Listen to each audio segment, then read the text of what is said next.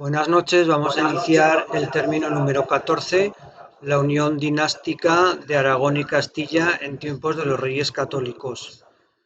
Los Reyes Católicos ascienden al poder de manera clara en 1479, que es cuando uno y otro comienzan a reinar de manera estable y por lo tanto se produce esa unión dinástica. Lo primero que haremos será explicar el concepto. ¿Qué es la unión dinástica? Cuando Castilla y Aragón se unen a través de los reyes, se crea lo que llamamos la monarquía hispánica, que simplemente es una unidad dinástica. No se crea un nuevo reino homogéneo con las mismas leyes para Castilla y para Aragón, sino que lo que se hace es aplicar esa estructura que ya existía en la Corona de Aragón al Reino de Castilla. Es decir, cada territorio va a conservar sus propias leyes, sus propias monedas, sus propias fronteras, sus propias instituciones, y lo único que van a tener en común va a ser los reyes que gobiernan y el intento de crear una serie de políticas comunes, como por ejemplo el dominio de toda Hispania o de todo lo que es la península ibérica bajo el reinado de los reyes católicos, intentando emular el hecho de que Hispania, toda la península ibérica, fuera dominada por el Imperio Romano. Por otro lado, el fortalecimiento del poder regio, tanto en Castilla como en Aragón. Y en tercer lugar, pues la política exterior, en donde se va a imponer la política de la Corona de Aragón, y por lo tanto Castilla renunciará a su tradicional política exterior y va a experimentar un cambio de alianzas importantes, supeditándose a la política que tenía la Corona de Aragón en el conjunto del mar Mediterráneo en relación con lo que es Europa. Bien, para llegar a esa unión dinástica hay que cumplir una serie de pasos. En primer lugar, en 1469 se casan los reyes católicos. Se casan en secreto y por poderes, es decir, ninguno de los dos va a estar presente en la boda. Juan II de Aragón, como regalo de bodas y para que se vayan ejercitando en las tareas de gobierno, les concede el título de rey de Sicilia, de manera que ambos son reyes en Sicilia, y eso se ve en el escudo de armas que van a tener los reyes católicos.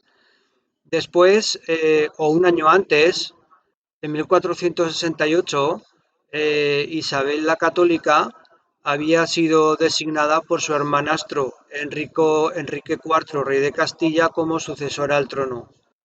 Enrique IV se salta por completo las leyes castellanas. Según las partidas, su hija, Juana, debería ser la que heredara el reino. Sin embargo, va a nombrar por el Pacto de los Toros de Guisando en 1468 a Isabel. Al año siguiente es cuando se produce el matrimonio, por lo tanto, en ese sentido, Fernando se casaba con la heredera del Reino de Castilla, siendo además él el heredero de la Corona de Aragón, es decir, el futuro rey de Aragón, rey de Mallorca, rey de Valencia y el conde de Barcelona. En 1474 es cuando va a morir Enrique de Castilla, y al mismo tiempo se va a proclamar Isabel de Castilla reina, así como su hija o la hija de Enrique IV y su sobrina también reina de Castilla. Esto nos va a llevar a una guerra de sucesión para ver cuál de las dos personas se impone en el trono. Juana era hija de la realeza portuguesa, puesto que su tío es el rey de Portugal, y por lo tanto experimentará el apoyo o tendrá el apoyo de lo que es el rey de Portugal. Mientras que por el otro lado, Isabel va a tener el apoyo férreo, evidentemente, de la Corona de Aragón a través de su suegro Juan II de Aragón y de su propio marido, que es el que se va a encargar de dirigir el ejército. Luego tenemos la Concordia de Segovia en 1475, cuando Fernando el Católico hace también testamento, y por esa Concordia de Segovia ambos se otorgan poderes en cada uno de los reinos. No obstante, Isabel en principio, ella se considera la propietaria del reino de Castilla, mientras que Fernando será el futuro poseedor de la corona de Aragón y de todos los territorios que la integran. La batalla o la guerra de la sucesión se va, se va a decidir rápidamente en la batalla de Toro de 1476, en donde Fernando, gran estratega, va a lograr la victoria. Sin embargo, el tratado definitivo que corrobore esa paz y el fin de la guerra de sucesión, así como la consolidación de Isabel en el trono de Castilla y pasando a gobernar como Isabel I, se producirá en el año 1479 mediante el Tratado de Alcasabas. Por el Tratado de Alcasabas, Portugal reconoce a Isabel en el trono de Castilla, pero Castilla reconoce también todas las tierras que ha conquistado Portugal en África, de la misma manera que también se reparte en el mundo, estableciendo un tratado con una línea imaginaria. Ahora no me acuerdo la distancia exacta de memoria, creo que eran unas 100 leguas al oeste de las Islas Madeira. De África a esa línea imaginaria sería territorio portugués y por lo tanto Castilla, a excepción de las Islas Canarias, propiedad en parte de ellas, reconoce todas las conquistas y todos los territorios que ha tomado Portugal en el continente africano, mientras que por el otro lado, una vez pasada esa línea imaginaria, ese territorio correspondería a Castilla. Y ya en 1479 también va a morir Juan II de Aragón y Fernando el Católico se va a convertir en rey de Aragón, en rey de Mallorca, en rey de Valencia y en conde de Barcelona y como todos los reyes de Aragón será coronado y de la corona será coronado en la Catedral de la Seo de Zaragoza. Por lo tanto, en ese año 1479 ya tenemos formada la unión dinástica, que nuevamente vuelve a repetir el concepto. Se trata de una unión de los reyes, en donde uno y otro se van a dar poderes concretos en sus respectivos reinos, y van a intentar establecer una serie de políticas comunes, como es el dominio de toda la península ibérica,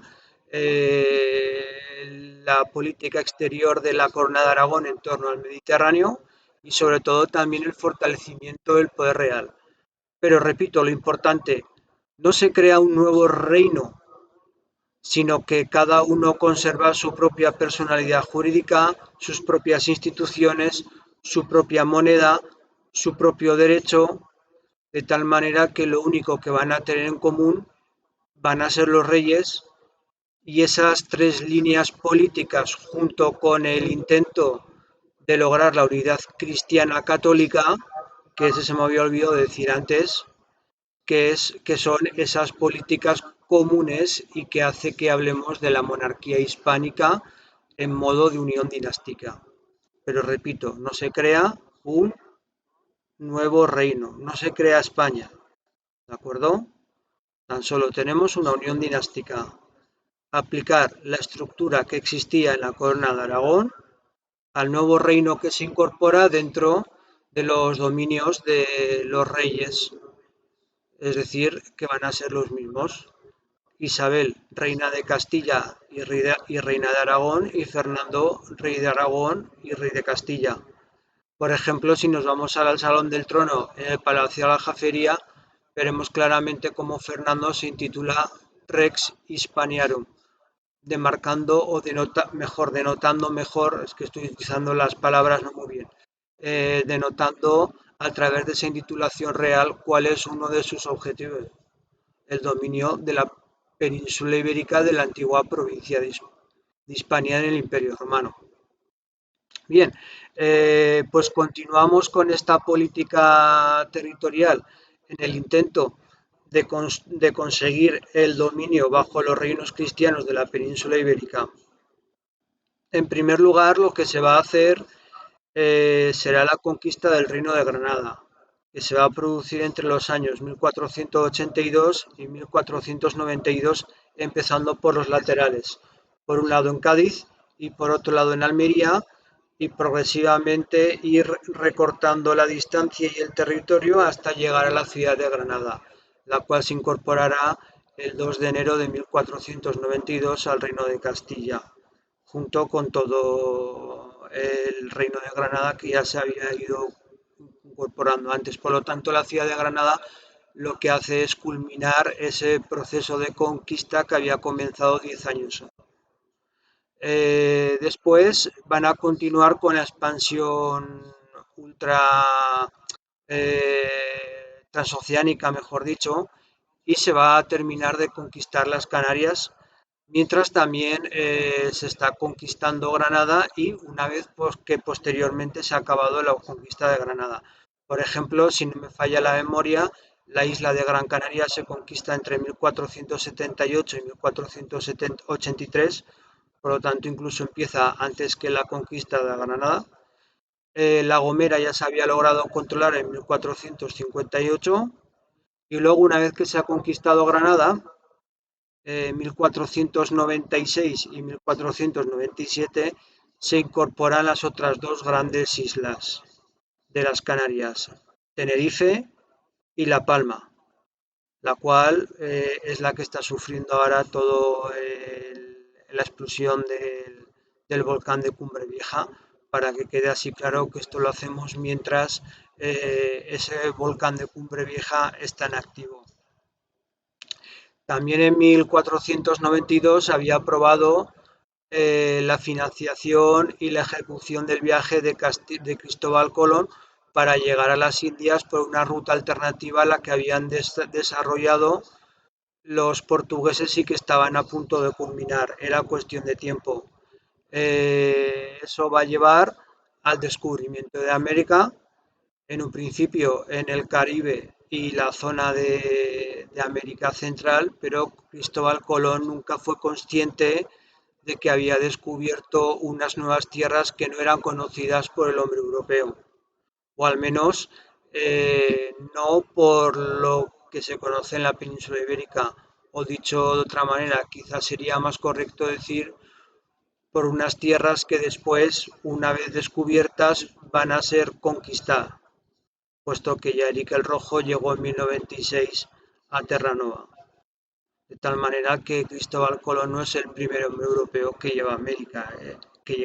ya lo sabemos. Por otro lado, Portugal va a ser imposible conquistarla, de tal manera que para ello recurrirán a una política matrimonial utilizando a sus hijos como peones dentro de esa política internacional. Entonces la hija mayor, Isabel, va a ser casada con el heredero del rey de Portugal, el cual morirá antes de convertirse en rey y será casada con Manuel el Fortunado, que va a ser rey de Portugal. Sin embargo, en el parto va a morir Isabel y por lo tanto se necesita renovar la alianza casando a Manuel el Fortunado con la cuarta de las hijas de los reyes católicos, que va a ser María. Y finalmente esa expansión por el conjunto de la península ibérica se cerrará una vez ya muerta Isabel en el año 1512, cuando Fernando el Católico conquista Navarra y la incorpora al reino de Castilla, aunque manteniendo sus instituciones previas y su moneda, etcétera, de tal manera que no se aplicarán las leyes castellanas en el reino de Navarra. Por otro lado, en la política exterior, el objetivo va a ser aislar a Francia. Y en ese aislamiento de Francia, relacionado con el dominio de Italia y que ya venían peleando por el dominio de la península itálica y sobre todo desde que Alfonso V, tío de Fernando el Católico, había conquistado Nápoles en 1442 y se había vuelto a perder ese dominio. Para completar bien el aislamiento de Francia, se produce una serie de enlaces matrimoniales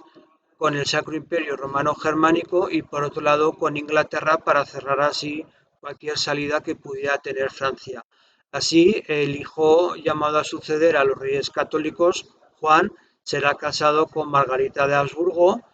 hija del rey del archiduque de Austria, del rey de Bohemia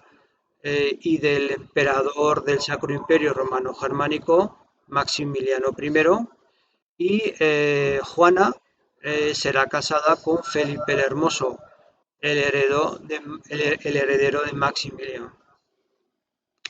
Eh, y en ese pugna con Italia se logrará, perdón, con Francia, en torno a la cuestión de Italia, se logrará conquistar en 1493 los condados del Rosellón y la Cerdaña, y posteriormente a través de las batallas de Ceriñola y de Garellano en 1504 y en 1505, dirigiendo el ejército el gran capitán Gonzalo Fernández de Córdoba, Nápoles se incorpora de manera ya definitiva a la corona de Aragón hasta que se pierda ese territorio en el Tratado de Utrecht en el año 1713. El otro de los aspectos importantes en eso de los objetivos de los reyes católicos va a ser el fortalecimiento del poder regio. ¿Cómo van a fortalecer el poder regio? Pues por un lado es fundamental el sometimiento político de la nobleza y para eso van a aceptar de manera definitiva compartir parte de las rentas y del patrimonio regio con la nobleza. Para ello no reclamarán ninguna de las rentas o de los señoríos o tierras que anteriormente al inicio del reinado de los reyes católicos se haya apropiado la nobleza dentro del conjunto de guerras que se venían produciendo desde 1366 en el Reino de Castilla. Por otro lado, también ya muerta Isabel en las Cortes de Madrigal, quiero recordar, no, perdón, en las Cortes de Toro, en 1505 se aprobará la institución del mayorazgo, de tal manera que todas las tierras quedan vinculadas, no se pueden vender, no se pueden enajenar, perdón, no se pueden donar y todas tienen que pasar al hijo mayor. Con eso lo que se hace es evitar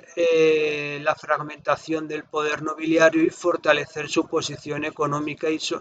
social dentro de lo que es el Reino de Castilla y el régimen señorial. Por otro lado, también se va a conceder cargos honoríficos ligados a rentas y por lo tanto el cobro de dinero por el ejercicio de esos cargos de tipo honorario, lo cual permitirá enriquecer a la nobleza. Y por supuesto confirmar ese régimen señorial y hacer oídos sordos, por decirlo de una manera bastante coloquial, a los abusos de la justicia señorial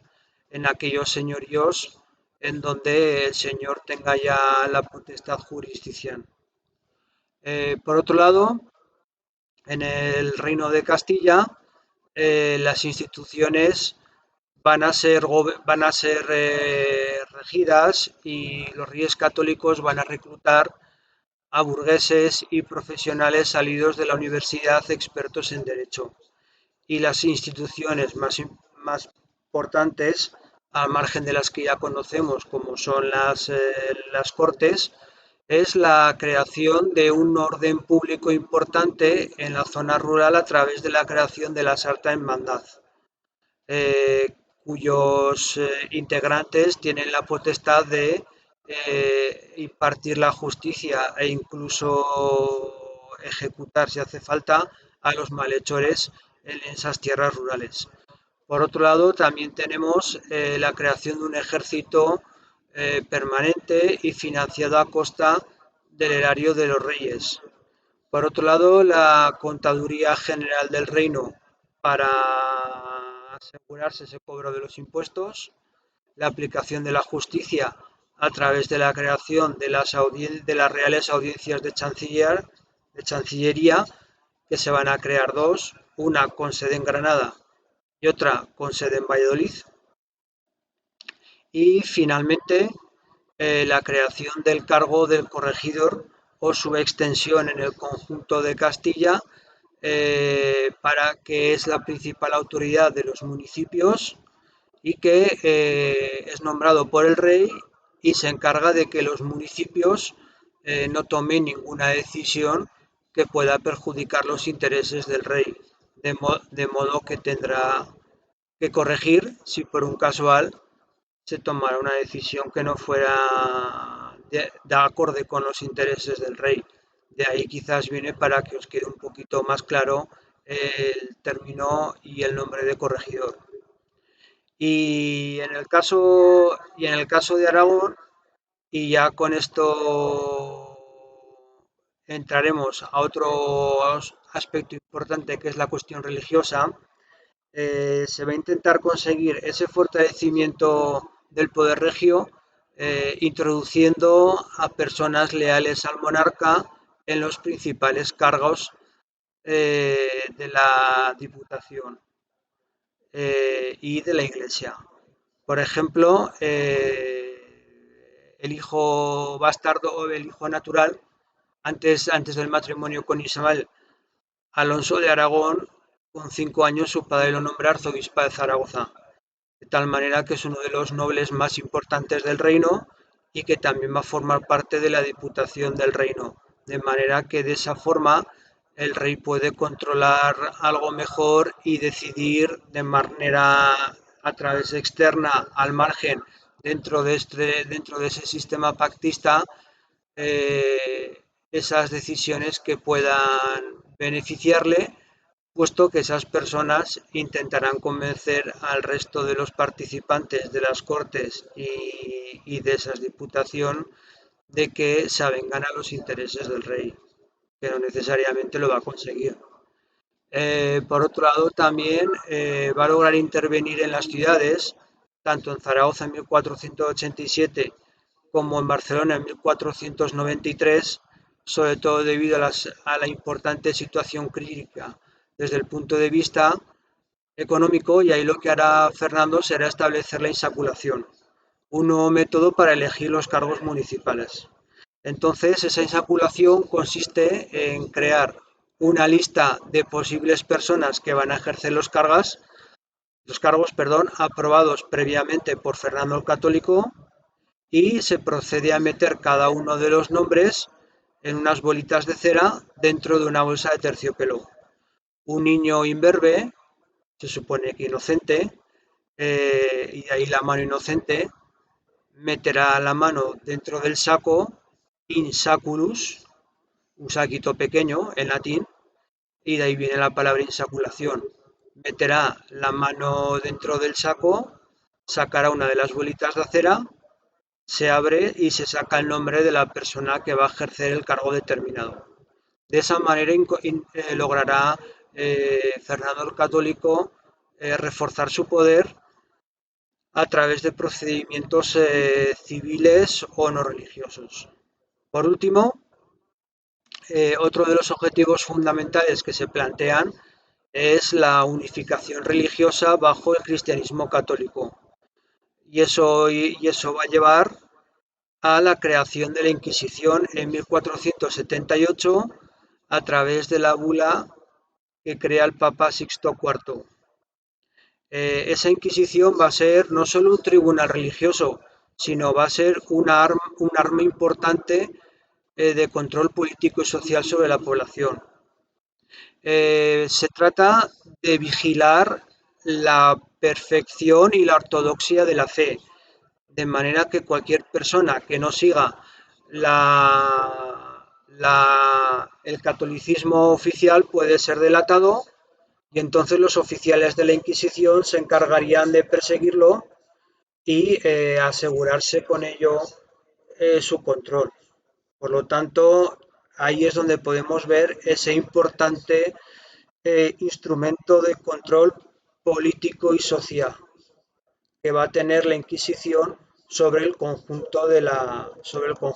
población. Además, se creará un Consejo de la Inquisición para gestionar este tribunal, que va a ser, claro está, nombrado por el propio rey. Los primeros en ser vigilados de manera especial van a ser los judeoconversos. Cuando se conquiste Granada y se obligue a la conversión forzosa de los mudéjares al cristianismo y pasen a denominarse moriscos, serán también este grupo los que estén en el foco de la Inquisición, y más todavía cuando en 1502 se decreta la conversión obligatoria de los mudéjares al cristianismo o su expulsión o abandono de los reinos de los reyes católicos, de tal manera que todo el conjunto de Castilla se logra esa unidad religiosa católica porque previamente, poco después de la conquista de Granada, en marzo de 1492 se va a decretar la expulsión de los judíos. Sin embargo, en Aragón no se decreta esa conversión de los mudéjares a cristianos, de forma que esa unidad religiosa no se va a conseguir, al menos en el reinado de los reyes católicos. Y finalmente, Fernando, al darse cuenta de esa importante utilidad de la Inquisición como tribunal religioso para controlar a la población desde el punto de vista político y social, la introducirá en Aragón. Y en 1482 comienza a actuar en el Reino de Valencia.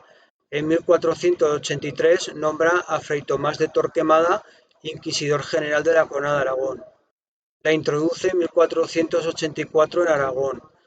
en donde una parte importante de las personas que no quieren ese fortalecimiento del poder del regio van a crear una revuelta con el asesinato del inquisidor del Reino de Aragón, Pedro de Arbués, que lo que va a hacer es asentar y confirmar el establecimiento de la Inquisición, justo el efecto contrario de lo que ese asesinato del inquisidor Pedro de Arbués pretendía conseguir.